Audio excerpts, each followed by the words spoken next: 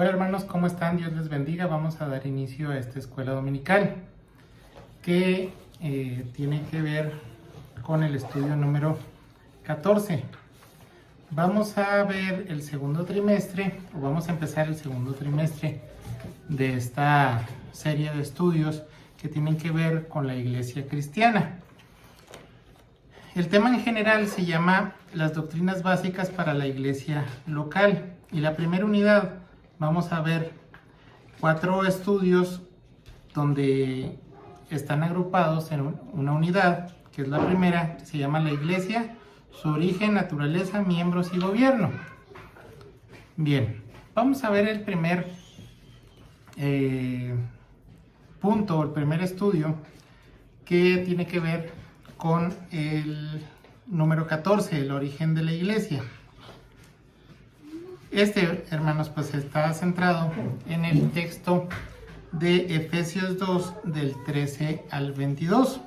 Y el texto a memorizar está en Efesios 5, 23. Dice, porque el marido es la cabeza de la mujer, así como Cristo es cabeza de la iglesia, la cual es su cuerpo y Él es su Salvador. Bien, hermanos, aquí también la verdad central nos dice que la iglesia tiene su origen en la obra salvadora de Cristo, surge de Él, vive en obediencia a su mandato y trabaja para el establecimiento de su reino en la tierra. Muy bien, hermanos. Este estudio, hermanos, es el primero que vamos a ver de esta serie. Los primeros 4 estudios, pues vamos a ver lo que es el origen de la iglesia, su naturaleza, la membresía y el gobierno.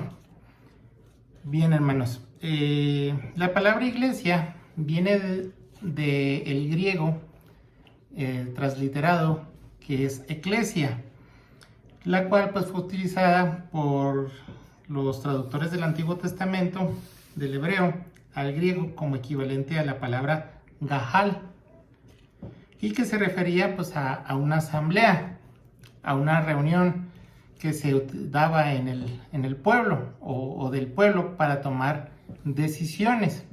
En Grecia, hermanos, o en la antigua Grecia, pues tenemos una situación donde antes pues, se convocaba a todo el pueblo en la salida de la ciudad o del lugar donde habitaban para tomar decisiones, lo que nosotros pues conocemos ahora como la democracia. O sea, o de ahí deriva pues la palabra democracia, que recordemos viene de la conjunción de 2 palabras griegas transliteradas, demos, que significa pueblo, y kratos, que significa gobierno. Entonces, hermanos, pues esta palabra que se utiliza, eclesia, pues era para congregar al pueblo para tomar ciertas decisiones. Entonces se adapta al Nuevo Testamento para llamar así a la iglesia local. En el Nuevo Testamento, hermanos, esta palabra se utiliza 111 veces. La mayoría de su uso es para referirse precisamente, como le comentaba, a la iglesia local. La implicación es que la iglesia es la convocación de los ciudadanos del reino de Dios, que han sido llamados entre los habitantes del mundo. Bien, vamos a ver, hermanos, o a entrar a análisis lo que es el texto que nosotros vamos a mantener como base para este estudio, el cual se encuentra en Efesios 2, del 13 al 15, que va a ser nuestro punto número 1. Se llama Hechos cercanos por medio de Cristo. El versículo 3, hermanos, de Efesios 2 dice, pero ahora en Cristo Jesús, vosotros que en otro tiempo estabais lejos, haciendo referencia a que no estábamos en Cristo, a que estábamos lejos de la ciudadanía de Dios, del pacto, de la esperanza. En este estado pues nos encontraban nosotros. Dice, habéis sido hechos cercanos por la sangre de Cristo. Entonces, ¿qué hace que nosotros nos acerquemos? La obra redentora de nuestro Salvador. Y en el versículo 14 dice, porque Él es nuestra paz, que de ambos pueblos hizo uno, derribando la pared intermedia de separación. Recordemos, hermanos, pues una pared es una construcción que sirve para separar habitaciones, separar casas, separar terrenos, ¿sí? Entonces, Cristo, pues lo que hizo fue derribar esta pared que existía, y pues vemos, dice, aunque Cristo era judío, él trascendió estas categorías, o sea, de establecimiento de un pueblo, y las destruyó para dar paso a una acción más profunda y continua en la vida de los hombres. Dice, la paz que Cristo hace no es transitoria o momentánea, es presente y continua.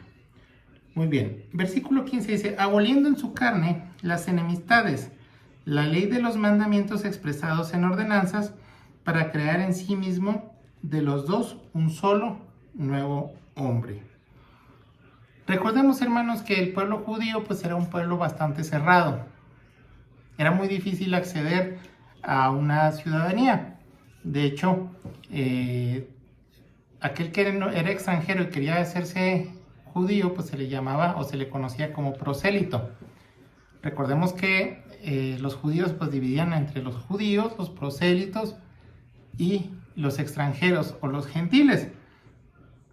Entonces, en Israel, hermanos, los dirigentes habían creado un cuerpo de mandamientos expresos en ordenanzas para asegurar los límites o marcar las diferencias de su nacionalidad. Y aquí nos está diciendo que Cristo fue el que derribó precisamente este tipo de murallas o este tipo de barreras. Y dice que ahora Dios en Cristo forma judíos y gentiles un solo y nuevo hombre, haciendo surgir una sociedad con estructuras y contenidos nuevos. Ya no hay diferencia de judío o de gentil. Bien, el punto número 2 nos dice reconciliados en un solo cuerpo. Dice, y mediante la cruz reconciliar con Dios a ambos en un solo cuerpo, matando en ella las enemistades. Pablo señala, hermanas, el hecho de que fue obra de Cristo en la cruz la que hace posible la reconciliación del hombre. ¿Sí? Aquí un solo cuerpo, pues se hace a través de lo que es la sangre de Cristo. Dice, este cuerpo debe de realizar dos funciones. La primera, la de crecer en Jesús o crecer en Cristo, en Efesios 4:15. Y la segunda, realizar sus actividades coordinadamente bajo un sentimiento de mutua dependencia. Esto también lo vemos en Efesios 4:16. En el versículo 17 nos dice, y vino y anunció las buenas nuevas de paz. Cristo en sí mismo es el anuncio de la palabra y el mensaje de paz. Cristo hace posible la comunicación entre el hombre y Dios, como también entre el hombre y su prójimo. Y en el versículo 18, hermanos, nos dice, porque por medio de él los unos y los otros tenemos entrada por un mismo espíritu al Padre. Entonces, quien define el camino o quien define la entrada hacia con el Padre, pues es nuestro Señor Jesucristo. No hay un trato especial, no por ser judío, como muchos lo creían anteriormente, que por ser hijo de Abraham, pues tenía pase directo al cielo. No, el hecho está en que por medio de Jesucristo, personalmente, cada uno tiene esta entrada o esta llegada con el Padre. No hay un trato preferencial, pues ante Dios ni el judío ni el gentil están colocados en categorías. En el punto número 3 nos dice, ahora somos ciudadanos y miembros de la familia de Dios. Versículo 19 dice, así que ya no sois extranjeros ni advenedizos. Es decir, que no somos o que no tenemos otra categoría diferente. Si nosotros siguiéramos como en el Antiguo Testamento, como la cultura judía lo es hasta ahora, pues sería muy difícil que nosotros pues lográramos tener salvación. Sin embargo, pues vemos aquí que ya se quitan estas barreras y ya no somos ni extranjeros ni advenedizos. Dice, ahora son conciudadanos de los santos y miembros de la familia de Dios. Y aquí nos muestra dos figuras. Conciudadanos, es decir, que tenemos la misma nacionalidad y que somos miembros de la misma familia. ¿Cuál familia? La familia de los santos. ¿Quiénes son los santos? Las personas que están o han sido apartadas para Dios. ¿A través de qué? A través de la sangre de nuestro Señor Jesucristo. Dice aquí en el texto, nos dice el apóstol, está diciendo que en el nuevo pueblo hay una relación de Dios como Padre y de los redimidos como hijos. ¿Qué relación es la más estrecha que la del hogar? La iglesia es llevada a esa clase de relación por medio de la obra de Cristo. El versículo 20 nos dice, edificados sobre el fundamento de los apóstoles y profetas, siendo la principal piedra del ángulo, Jesucristo mismo. Otra vez, hermanos, pues, volvemos a la enseñanza de hace unas cuantas lecciones, donde pues estamos viendo que Cristo pues es el cimiento. Aquí nos dice o nos marca como la piedra del ángulo, la piedra angular, la piedra principal que le da forma a la construcción, o al edificio, o a la casa. Versículo 4, edificio, templo y morada de Dios. Dice, en quien todo el edificio, bien coordinado, va creciendo para ser un templo santo en el Señor. Observe aquí al iniciar que nos habla y nos dice, ¿en quién? Esto se refiere a nuestro Señor Jesucristo. Con esto dice que Cristo es quien da la unidad y la coordinación a toda estructura. La palabra edificio en las cartas de Pablo se refiere a un edificio o una casa, tanto como al proceso de edificación. Dice, sin hacer violencia en la interpretación, nos dice el texto, es posible adoptar nuestro término construcción y mantener la riqueza de la expresión. Muestra que Cristo no solo es el fundamento, sino también el constructor. El versículo 22 nos dice, en quien vosotros también sois justamente edificados para morada de Dios en el Espíritu Santo. Nos dice, es una referencia directa a la idea que los cristianos como individuos y en su conjunto forman el templo, el lugar donde Dios habita. Los cristianos de Éfeso, como nosotros hoy en día, dice, somos edificados juntamente con otros creyentes para ser morada de Dios en el Espíritu.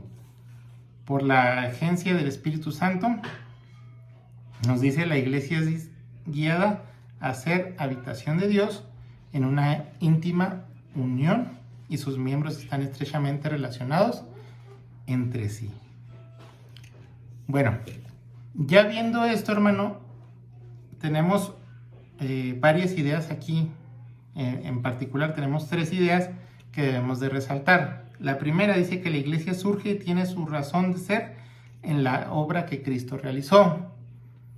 Es decir, Él es el fundamento, Él es el que levantó la iglesia y pues toda esta estructura pues tiene que ver con Él.